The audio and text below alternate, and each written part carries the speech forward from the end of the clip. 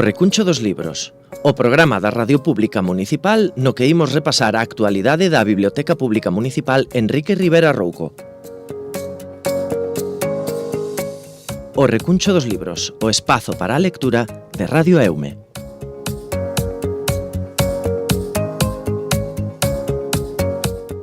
Pois novamente Radio Eume abre as súas portas á literatura, abre este recuncho dos libros e hoxe comezamos neste caso pois falando de que dende hoxe mesmo ata setembro, pois polo momento a biblioteca pois vamos tomar un descansiño, xa estades en horario de verán, non? Sí, estamos xa con horario de verán. Abriremos ao público de 9 a 2 pola mañá e pechamos polas tardes e os sábados. Bueno, merecedes un bo descanso, ademais estes días de calor, non? Mellor estar así un pouquiño así á sombra, pero iso sí, dicías que de 9 a 2 polo que a xente pode chegarse por aquí, seguir levando os libros, seguir participando nese reto lector, que ainda quedan moitos meses por diante, non? Sí, digamos que mantemos todo o habitual. O habitual, sí, Claro. sí.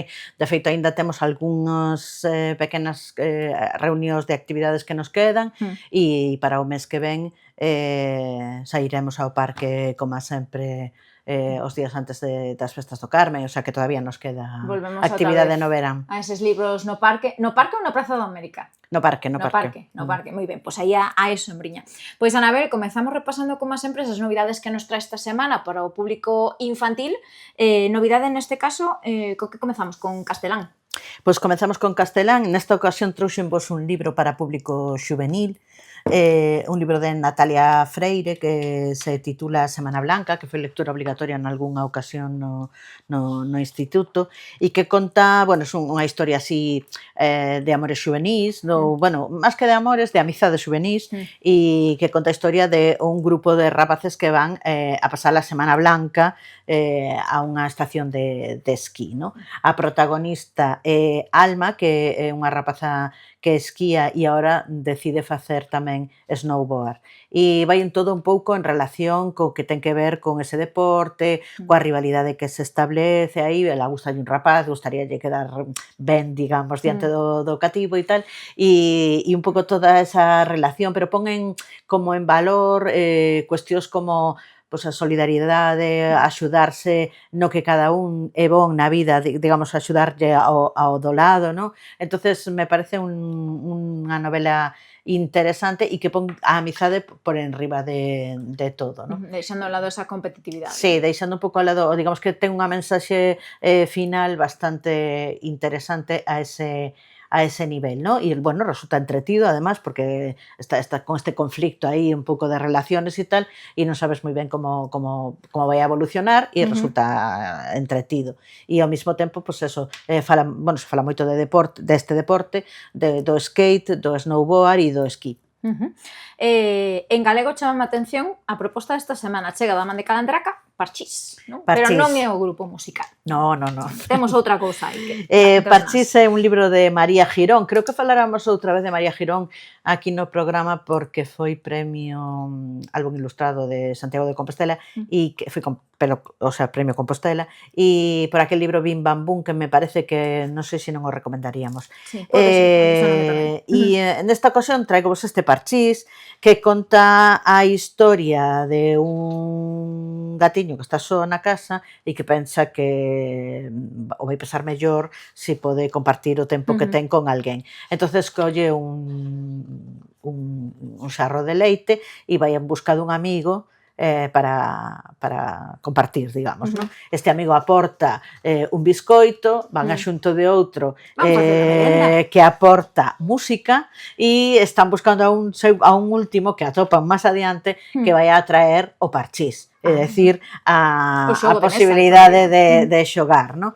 Pero sobre todo o que importa do libro é esa cuestión de que as cousas compartidas pois saben mellor e que están mellor os 4 xogando xuntos que cada un na súa casa, non? E todos aportando unha cousa diferente. É un libro moi fermoso, con unhas ilustracións moi bonitas, moi clásicas, coas cores do Parchís un pouco e bueno, me parece un libro moi... E despois trae tamén trae un Parchís engadido ao libro para poder botar unha partida. Mira, se hai un ano en época de apagón tivésemos este libro, pois mira, de seguro que moita xente Sí, aproveitamos podería sacar os volver xogos de mesa. ao parchís. Sí, sí, Sí.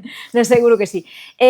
Xa para a proposta desta semana para o público adulto comezamos, bueno, pois cun nome propio que coñece todo o mundo do mundo audiovisual, neste caso son Soles Ónega, Premio Planeta de 2023, pero claro, esta semana falamos da súa última obra. Sí, traigo as dúas autoras que vos traigo, tanto de, digamos que teñen eso en común, María Solar, que é a da que vamos a falar despois, as dúas son presentadoras de televisión e as dúas traballan no mundo audiovisual e ao mesmo tempo son escritoras de narrativa. No caso de Son Soles Ónega, traigo vos o libro Llevará tu nombre, que é a última novela que escribiu esta escritora e que é unha novela histórica que se desenvolve como a finais do século XIX e principios do XX, no? E, bueno, conta a historia dunha muller que vive en comillas, a que acusan dun crime e entón ten que desaparecer e marcha a Madrid. E digamos que aí en Madrid é cando vivindo con outras mulleres nun fogar así como de mulleres humildes e tal, pois gracias ao seu talento para escribir e para ler, consigue un traballo e digamos que empeza aí toda esta historia na que se fala das mulleres e da evolución das mulleres.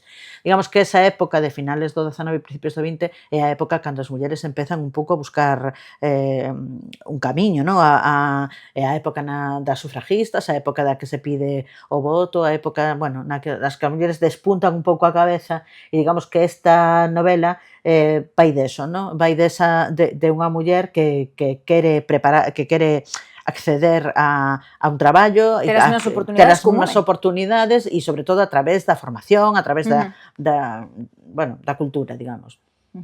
En galego, que temos? E en galego traemos vos a María Solar, outra muller que se dedica tamén a este mundo audiovisual, e traigo vos As malas ideas, que tamén a súa última novela, e que conta a historia de Elías, que é un señor ao que lle pasa de todo. Un señor ao que lle pasa de todo, exactamente. Elías é un director de audiovisual, productor sobre todo de audiovisual, series e películas, e digamos que ao principio de todo da novela se lle xuntan dous feitos fundamentais, unha especie de golpe de estado na produción na que está, donde hai unha folga por culpa dunhos bateres químicos e a morte de seu pai.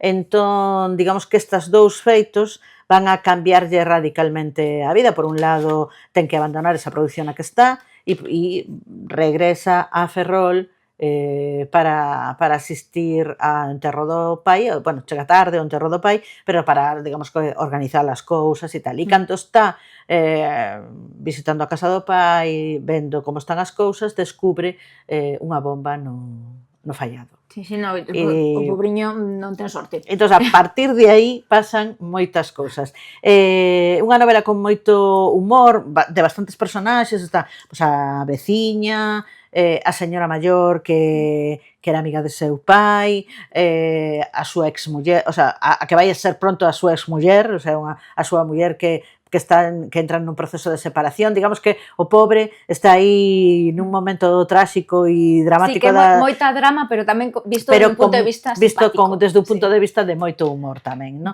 E me pareceu que eu creo que é unha novela moi entretida e unha lectura estupenda para o verán. Pois aí queda esa recomendación. Esta semana, martes de cómic, temos unha proposta que saía hai un tempiño da man do Concello da Coruña da Universidade, non? Neste caso, falamos de Un día no Monte da Fraga, non? Da ilustradora Televisión. Me parece unha proposta super interesante, a verdad. É un cómic para rapaces, nos que os protagonistas son os animais que viven dentro do Bosque da Fraga. Este Bosque da Fraga é un bosque que hai preto da Universidade da Coruña, claro, si, e a publicación se fai por un convenio entre a Universidade e o Concello da Coruña e este espacio natural, digamos que está sendo moi cuidado desde a Universidade por unha cuestión ecolóxica, pero tamén como unha forma de formación dos seus propios estudiantes, non? Entonces, digamos que o cómic ben presentado, hai unhos pequenos textos de información sobre sobre o bosque e cuestiones que teñen que ver coa súa recuperación e a ecoloxía, e logo as historias dos animaliños que viven perdón, que viven nese espacio. Gústame moito os debuxos dos animais, a ver, os caracois son preciosos, e Sí, despois sí. temos aquí algún que outro, son os debuxos moi E o bonitos. paxariño tamén é moi bueno. Son moi bonitos. Recórdame este tipo de publicacións, por exemplo, algunhas que temos aquí tamén nas Pontes, dende as historias dos bolechas, que estivemos na Praia do Lago, ou a historia de Rodríguez de Valcarce, que tamén se fixo cómic. Este tipo de iniciativas axudan a que os máis pequenos coñezan a nosa historia e todo o que temos ao noso redor. Non te preocupes, estes son os problemas do directo. Ás veces váisenos pola gorxa pequena, como diría a miña abuela. Nada, pois eso que se usa a banda deseñada. Sí, para chegarle un pouquiño... Para información tamén. Sí. É moi interesante porque ás veces iso, a información entra polos ollos, polos debuxos, máis que pola letra.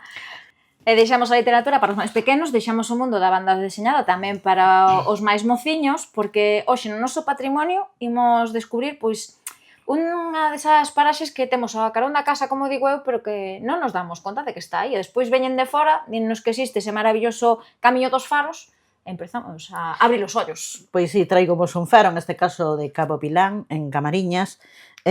Aproveito para recomendarvos un par de libros sobre faros que temos na biblioteca, por si vos apetece prepararvos unha ruta, digamos, seguindo os faros galegos, non?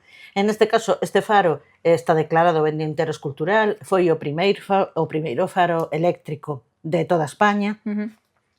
Había un faro anterior, o que lle chaman ali o faro vello, que era de 1854, pero que non era suficientemente, digamos, efectivo, e despois de varios naufraxos de varios barcos decidiron facer outro faro máis potente, non? E así é como no 1896 se inaugura este faro que temos agora, que é, como vos decía antes, o primeiro faro eléctrico de España. Actualmente no faro tedes un museo e tamén unha sala de exposicións que vai cambiando as exposicións de maneira regular. Hai unha página web onde informa das exposicións que hai no momento e tamén dos horarios, de como coller as entradas e todas estas cousas, e é un espacio realmente maravilloso na Costa da Morte, moi ben conservado e donde hai moitas aves que están en perigo de extinción. Apuntábamos que neste caso, Nabel, que neste faro do Cabo Vilán tamén, como dicías, hai moitísimas especies interesantes de observar. Non sei se a xente cando quere, por exemplo, facer o Camiño de Santiago, o Camiño dos Faros, este tipo de rutas tan interesantes das que sempre hai publicacións, achegas aquí á biblioteca ás veces a demandar este tipo de literatura? Pois sí, en ocasións a xente ven a buscar guías e a buscar información sobre eses camiños, sí. Outra cosa moi interesante deste faro é que tiña unha farera, ou creo que ten aínda unha farera, que foi unha das 3 mulleres que eran fareras en España tamén. Foi farera xa desde o ano 77, o sea, foi tamén aí unha pioneira. Mira que interesante. Que supoño que se tuvo que enfrontar tamén a moitos prexuicios, non? Moito muller tiñas que ser, segurísimo. E entonces, bueno, realmente me parece eso, que é moi interesante. O da Ruta dos Faros creo que se está poñendo de moda un pouco, además, e a xente vai a menudo, e é unha forma como de visitar desde outro punto de vista diferentes concellos da costa. Sí, é coller esta, bueno, pues esta excusa, por dicirlo así, para estar, sobre todo pola zona da Costa da Morte, que hai municipios fermosísimos e paisaxes dignas de desfrutar. Vámonos falar agora de poesía, porque en Mércores de Entreversos esta semana ímonos ata Argentina a descubrir a José Luis Borges. Pois sí, bueno, non temos Descubrir que descubrir, non, porque claro, si xa está máis que descuberto. Sí, creo que Borges é un autor que ten moito predicamento na narrativa, é dicir, que hai moitísima xente que ao mellor se leu os seus relatos ou tal, pero que ao mellor non hai tanta xente que se chegase á súa poesía. Por iso traía hoxe nesta sección de entreversos. Que nos contas un del? autor enorme que levou o Premio Cervantes no ano 79. Na biblioteca temos unha obra poética completa do 23 ao 77 e digamos que a súa obra poética destaca porque é moi filosófica e fala de grandes problemas como os grandes misterios universais, pero os leva como a reflexións íntimas, no? Ao personal. E despois tamén no que se refire á linguaxe foi cambiando, foi evolucionando tamén, no? De unha primeira linguaxe así como máis barroca ou máis difícil a unha linguaxe moito máis sencilla, porque digamos que ao final da súa vida el creía que a sencillez e a transparencia axudaban, non, ás persoas e que non quería que esa emoción, digamos, tuvera obstáculos e que a linguaxe pudera supoñer un obstáculo para chegar á emoción. E despois outra cosa tamén interesante que creo que el nos últimos anos, a través da poesía, como estaba os últimos anos da súa vida estuvo cego, unha forma de dialogar tamén con eso, no? coa ceguera e coa memoria e o paso do tempo. Falabas de que tiñas aquí esta antoloxía, claro, o bon que teñen este tipo de libros é que ti vas vendo como evoluciona ese autor e como vai cambiando pouquiño a pouco o seu estilo. Tes todos os textos xuntos e permítenche ver neste caso dende como comeza nesa maneira de escribir máis barroca, como ti dis, a como evoluciona a un xeito de escribir, bueno, pues que pretende chegar a todo o mundo sen necesidade de que saibas todas as palabras do dicionario e que entendas todo o que di. Totalmente. Imos nos tomar un descansiño, porque claro, sempre os xoves falamos do libro e da película, pero a proposta desta semana non é nada que veña de chegar agora de repente aos cines, é todo un clásico. Sí, todo un clásico, Ana das Tellas Verdes, 1908. Un libro que é un clásico e que todos coñecemos e que temos desde non hai moito na biblioteca a súa versión en galego. Entonces tamén vos animamos e a lelo, porque seguramente moita xente viu en ocasións a serie, a película, non sei que, e a mellor nunca se puxo a ler o libro. Entonces, bueno, por un lado, recomendar o libro e despois ten multitude de adaptacións cinematográficas e de series. Por un lado, ten unha película dos anos 30, pero despois ten unha serie a máis coñecida, digamos, do ano 85, que é esta serie clásica, que creo que vimos casi todos, dirixida por Kevin Sullivan, que podemos atopar ahora mesmo en Prime Video. E logo temos outra serie de televisión do 2017, que podemos ver tamén en Prime Video. E logo hai series de animación. Do ano 79 hai unha serie de animación que está dirixida por Isao Takahata, que é un dos estudio Ghibli. Seguramente vos soará La tumba de las luciérnagas, película tremendamente triste, creo que non hai unha película máis triste no mundo que esa, e é un clásico do anime, e fixo unha serie sobre Ana das Tellas Verdes. Bueno, se coñece esa historia, esta nena que adoptan dous irmáns maiores que inicialmente querían adoptar un neno para que lles axudase na granxa e en Canadá, na zona onde a propia escritora vivía tamén, e como o seu carácter e todo eso vai conquistando a todo o mundo, non? E tamén unha oda tamén á formación, á cultura, ao ensino, non? Igual que falábamos antes, porque Ana das Tellas Verdes ten moito interese en facerse mestra, en estudiar, bueno, unha historia moi clásica que podedes ver en un montón de animación, o sea, de películas e de series diferentes. A última do 2025, é dicir, está plenamente vixente todavía esta historia. É moi interesante como este tipo de clásicos, dende Ana das Tellas Verdes, Tom Sawyer, este tipo de textos reinvéntanse, vanse reinventando co paso dos anos, pouquiño a pouco, sempre temos novas versións, nunca pasan de moda. No, e además porque supoño que teñen o que nos contan a mensaxe independientemente da anécdota, é interesante e é universal. E entonces non importa o tempo que pasa, a mellor podes adaptar un pouco o aspecto máis, digamos, anecdótico, pero o que é a mensaxe sigue vixente igualmente. Sí, bueno, por exemplo, Mujercitas, a verdade que sigue exactamente igual, dende a última versión de todas, con... Sí, e facendo además unhas versións moi distintas, o sea, moi diferentes, poñendo o foco, poñendo a visión nunha cousa distinta cada vez, non? E sempre é interesante.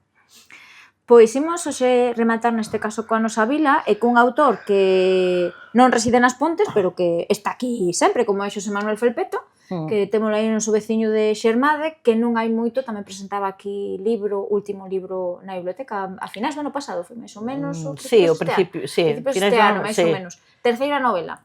Bueno, non é unha novela Non é unha nesta novela, ocasión, é un conxunto de relatos, pero sí, digamos que a terceira entrega da narrativa de Xosé Manuel Felpeto. Me parece, a min, desde logo, a que máis me gustou, sin desmerecer os libros anteriores, que tamén me gustaron, pero creo que para o relato curto ten unha man especial.